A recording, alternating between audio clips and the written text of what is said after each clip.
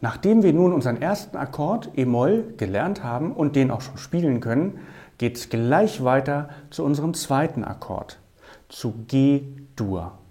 Und zwar, um zu G-Dur zu kommen, starten wir zunächst wieder bei unserem E-Moll-Akkord. Wir legen diesen also noch einmal hin. Habt ihr? Sehr gut. Um von E-Moll zu G-Dur zu kommen, müssen wir nur einen Finger ändern. Und zwar nehmen wir den Mittelfinger hoch, der Zeigefinger bleibt, wo er ist. Und der Mittelfinger geht von der dritten Seite auf die ganz tiefe Seite in den ersten Bund. Machen wir das nochmal. Wir greifen E-Moll, nehmen den Mittelfinger hoch und gehen auf die ganz tiefe Seite in den dritten Bund. Wahrscheinlich ist jetzt diese Spanne zwischen Zeige- und Mittelfinger relativ groß. Ihr könnt jetzt mit dem Zeigefinger so ein bisschen rüberrutschen in den Bund. Bis zu dem Bundstäbchen geht das immer, nur nicht mit dem Zeigefinger auf das Bundstäbchen kommen, weil sonst der Ton irgendwann nicht mehr richtig schön klingt. Ja? Also probieren wir nochmal. Wir greifen E-Moll, Mittelfinger hoch, auf die tiefe E-Seite in den dritten Bund und rutschen mit dem Zeigefinger rüber. Ihr könnt auch schon beim Hochnehmen des Mittelfingers mit dem Zeigefinger rüberrutschen, das ist egal. So, wunderbar. Und schon ist unser G-Dur fertig.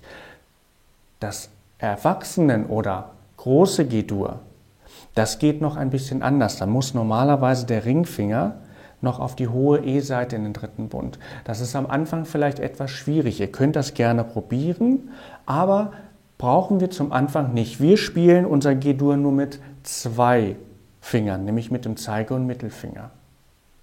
Macht eine kurze Pause. Sehr gut. Und dann probieren wir das gleich nochmal. Wir greifen unser E-Moll, gehen mit dem Mittelfinger hoch, rutschen rüber und legen den Mittelfinger auf die tiefe E-Seite in den dritten Bund. Jetzt wollen wir auch hören und gucken, ob der Akkord auch klingt. Das machen wir wieder mit unserem Daumen der rechten Hand. Legen ihn auf die dicke Seite und spielen wie an einer Schnur gezogen wieder alle Saiten an. Und.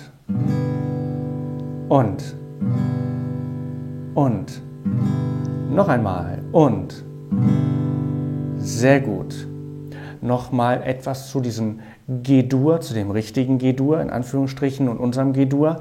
Diesen Akkord, den wir jetzt spielen, der heißt eigentlich G6. Nur am Rande, damit das alles musikalisch korrekt ist. Aber wie gesagt, wir nennen ihn erstmal G-Dur und übt den erstmal so. Wenn ihr nach einiger Zeit den Ringfinger hier unten hinlegen könnt, oder vielleicht jetzt auch schon, kann ja sein, dann macht das gerne. Dann hört ihr die hohe Seite? Ist das richtige G-Dur? Probiert es aus, so wie es passt.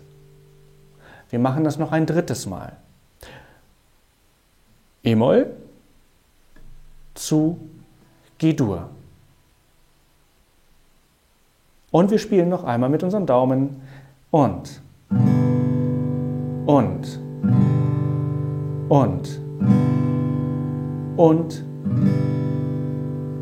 Auch diesen Akkord wieder üben, dann haben wir nämlich schon 2 Akkorde, die wir spielen können.